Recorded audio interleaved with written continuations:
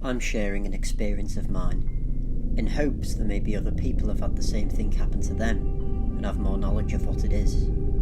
Allow me to describe myself. I'm Hispanic, but I don't really participate or dig into my culture much, unfortunately. My family is more involved with our culture than I am, so occasionally I do participate in some holidays or celebrations. When I was young, my parents would drop my siblings and I off at our grandmother's house, due to both of them working long hours. My grandmother was a kind yet fragile old woman who knew more Spanish than she knew English. Although she didn't have cable or anything of entertainment, we enjoyed going because of the folklore she shared with us. From familiar tales such as La Llorona or La Lechuza, we would listen attentively with such fascination. My grandmother was a peculiar woman though. It never came to my attention or to my siblings about the lack of mirrors in her house. Only when a cousin of ours visited my grandmother was it pointed out. When asked by my cousin if there were any mirrors in the house, my grandmother sternly told her no, and in Spanish, not to be so vain about herself. My cousin then asked her why she didn't have any. My grandmother responded saying, "I have my reasons." I guess this answer satisfied my cousin because she didn't probe any longer. After hearing this, I too noticed that there weren't any mirrors in the house at all. This made me curious, so I asked my grandmother what her reasons were for not having any. She was sitting at the kitchen table with a cup of coffee when I asked this.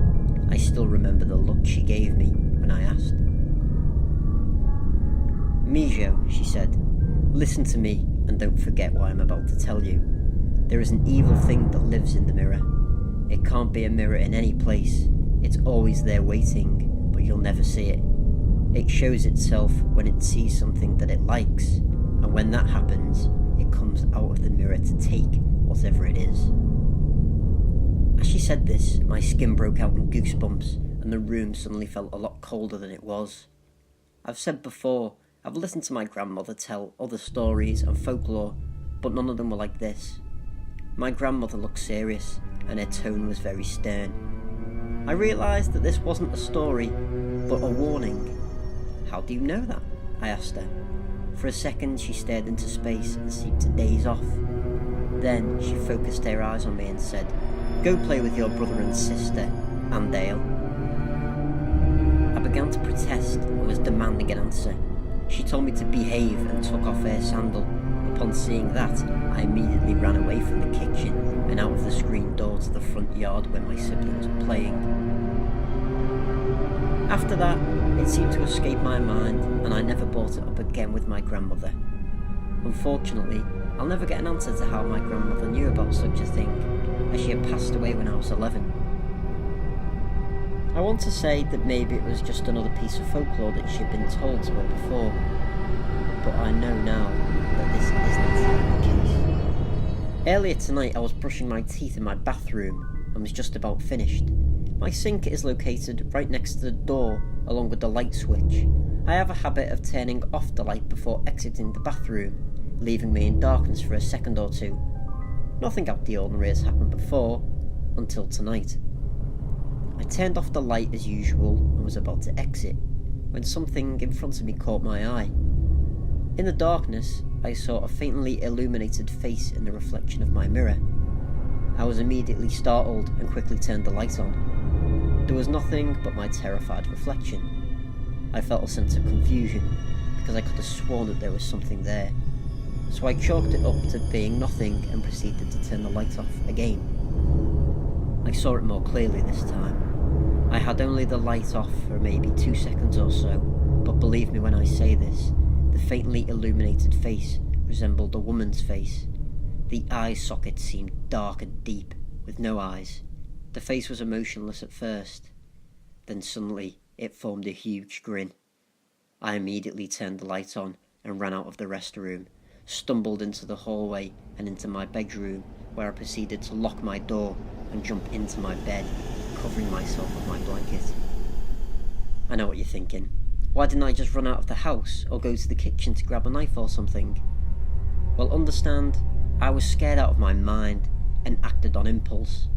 My mind was running at 100 miles an hour and I was having all these thoughts.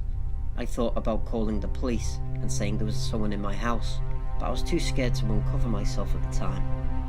Suddenly, the memory of my grandmother telling me about the thing in the mirror rushed into my head. My heart sank, and I began to tell myself what my grandmother had said. My heart sank, and I began to tell myself what my grandmother said has nothing to do with this. I mustered up some courage and reached out my arm from underneath the blanket to the little lamp next to my bed. I felt around until I found the little switch and turned the lamp on. When I saw the familiar light through my blanket, I slowly uncovered myself and looked around the room. There's no mirrors in my room, I thought. My mind kept going back to my grandmother's words. I'm beginning to calm down now and decided to browse the web for help. Nothing's turned up, and as of now, I'm still locked in my room. If anyone out there has experienced anything like this, or has knowledge of what this thing is, please contact me. As I type this, I can faintly hear something that sounds like glass being tapped on from down the hall.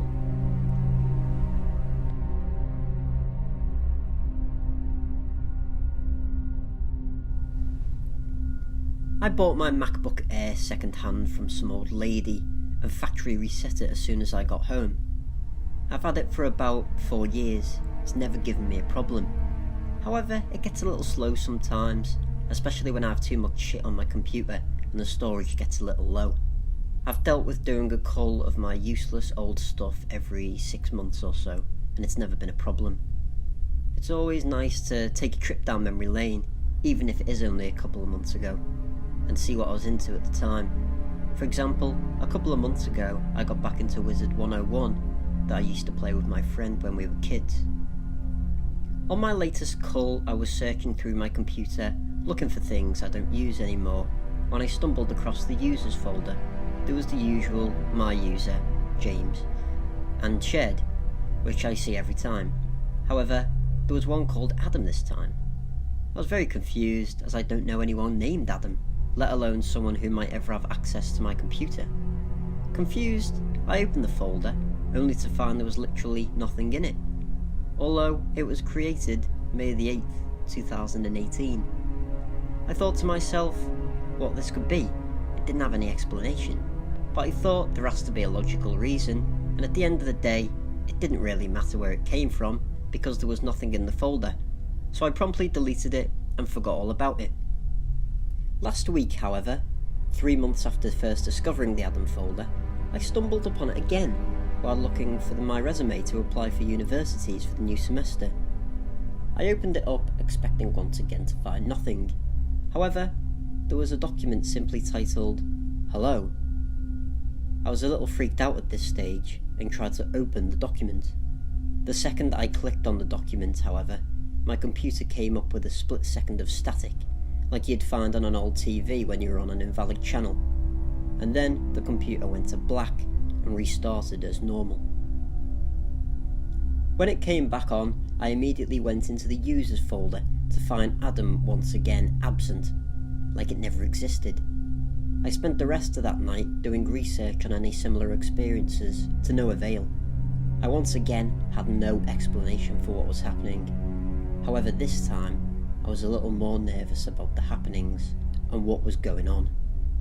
To be completely honest with you, I went on full tinfoil hat paranoid, covered my webcam with a piece of sticky tape, and when not using the laptop, fully shut it down instead of putting it to sleep like I normally do. I probably overreacted, because when I woke up the next day, I once again checked the users folder to see if Adam was back, which he wasn't.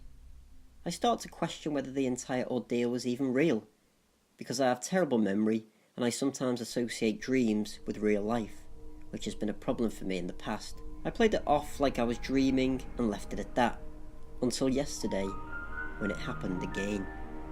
This encounter was the most substantial. However, my first real contact with Adam. I was scrolling through Facebook like a normal day when I noticed a weird sponsored ad, like Wish and many other companies that usually come up. It was completely blank except for a small thing in the very middle that said Adam in a bold font. At this point I was terrified, pinched myself to see if I was awake and checked the users folder once again. There it was again. Adam, created the 15th of January 2019. I opened the folder to see a plethora of documents, but front and centre, Adam will live. I click on it and the static comes up again. However, this time a blue screen engulfs my computer and starts to type out the word Adam, and then the word lives, over and over again until it hits the bottom of the screen, where the computer restarts, but the colours are inverted. The users folder immediately comes up, with a terminal application coming up with the title, Please Read. I was sceptical. I didn't believe in religious or paranormal things, but I've always had a policy not to fuck with it, just in case. Curiosity took over though, and I had to click on it. It was a blank terminal screen that allowed me to type, so I took the opportunity while I still had it and typed, hello? Almost immediately, I was hit back with a response. Hello, my name is Adam. What is yours? I was completely shocked, as it was 3 o'clock in the morning, and I thought I must have been dreaming, but I kept going. My name is James. Who are you? Adam, I just told you that. Yeah, but how is this happening? Am I dreaming? I hope not. You're the only person I've been able to talk to in years. Would suck pretty bad if this wasn't real. What do you mean I'm the first person you've talked to in years? Where are you? I don't know. I haven't spoken to anyone since he took me, and he doesn't let me speak to anyone anymore. Who is he? What happened to you? What do you see? At this point I'm sweating bullets. I called my friend who worked nights, so I'm pretty certain he'd pick up, which he did. What the fuck are you doing still up, James? Christian exclaimed. I'm on my break, what do you need? Something real fucking weird is happening, I whispered into the phone. I couldn't wake my family, especially when I was talking to my fucking computer. I was certain I was going mad. What's going on? Talk to me. You're not going to believe me, just don't think I'm going crazy or anything. You are crazy, but shoot anyway. He had a point, he had heard my dreams before.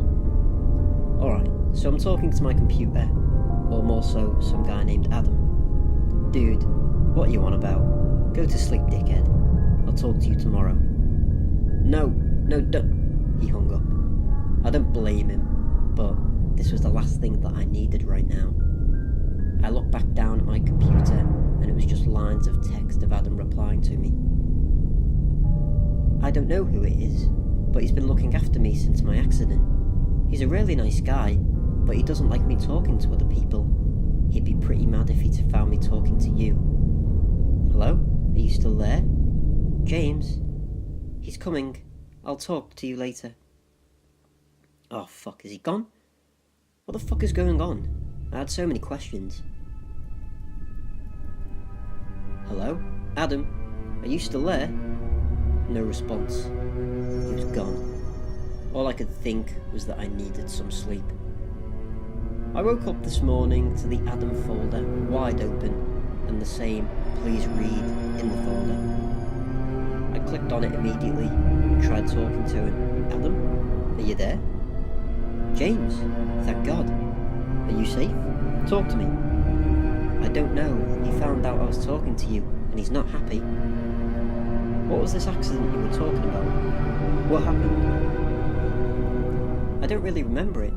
I was using my computer and it froze, but then I blacked out and woke up in this room. He told me that it electrocuted me and he was going to look after me until I got better. It electrocuted you? What? That doesn't make any sense. I don't remember. He just told me that's what happened. What's your full name? Adam. That's what he told me. Well, what about your family and stuff? Do you know where they are? He is my family. I don't remember anything from before the accident. Where are you from? I think somewhere in Western Australia. I heard him talking about going places around Perth. I don't understand. How have you got a folder on my computer? How are you talking to me like this? I'm on my computer. I don't know how you're talking to me, but it's nice to be able to talk, so I'm not going to question it. Oh fuck, he's coming. I've got to go. Adam, please don't. I need to ask you some things. He was gone. I was so fucking confused. Even more so than I was when it first started happening. What did he mean he's on his computer? Nothing makes sense. I'm going to contact the lady I bought the computer off tomorrow. I found her number in my phone. Maybe she'll know who Adam is.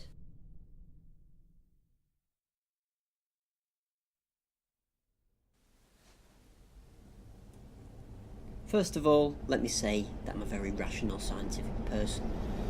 One doesn't claw herself out of hell, the third world country where I was born, get the medical school spot and residency at one of the best hospitals in the country, and become the real-life equivalent of Dr. Cuddy from House.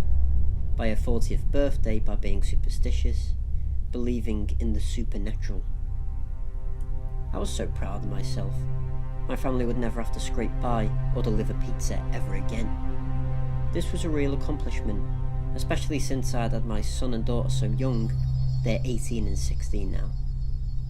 My husband and I always tried to give them everything, so when they were in elementary school, we had put down roots in a medium-sized Midwestern town less than an hour from the famed Mayo Clinic.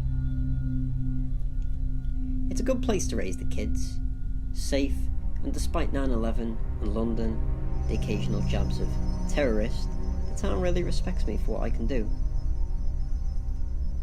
And my kids have the American dream, a large house with a yard, 3-car garage, great school, and to be able to walk, play, and just be kids safely.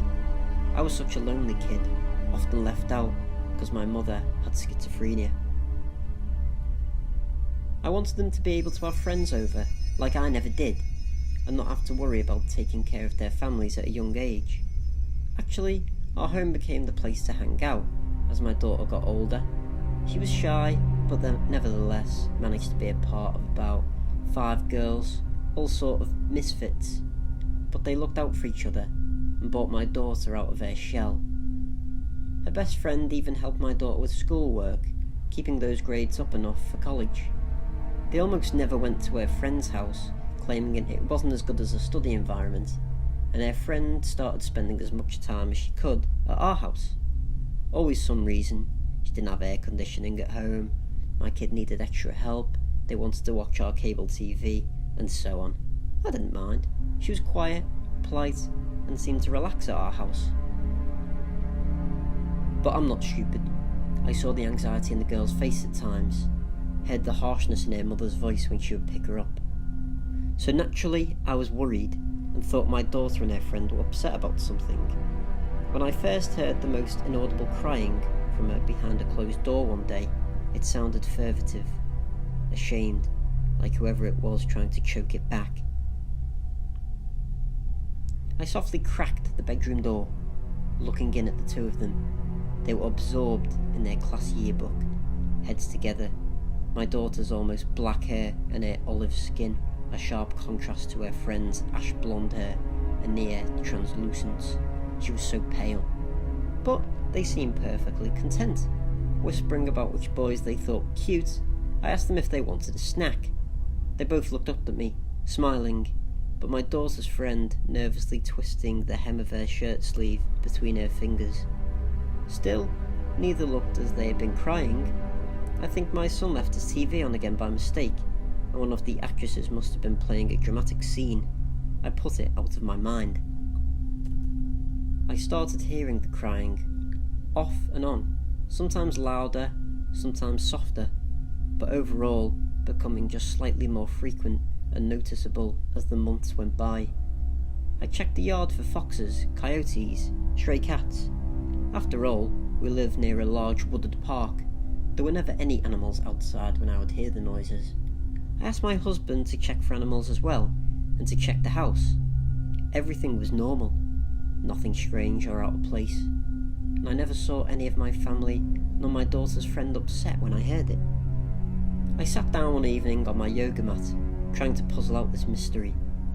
What had changed when I started to hear this odd crying? but I didn't get to think for any more than a minute or two when my daughter knocked, interrupting. "Mum, do we have any leftover naan? We're both hungry." I knew she didn't mean her brother she really spent time with, but her friend. I shook myself from wondering something that might not be real, or not real, and went to de-Tetris the refrigerator so they could eat. As I stood, shoulder deep among the containers of leftovers, I heard the crying again, more distinct now more like a soft groan or scream. I told the girls not to worry, just start homework. I would cook. But rattled, I burned the naan. "Maybe you don't want it, but I think you can take off the burnt bits," I sighed, setting their plates down on the kitchen island along their textbooks. "Sorry." My daughter scowled, but then did something odd.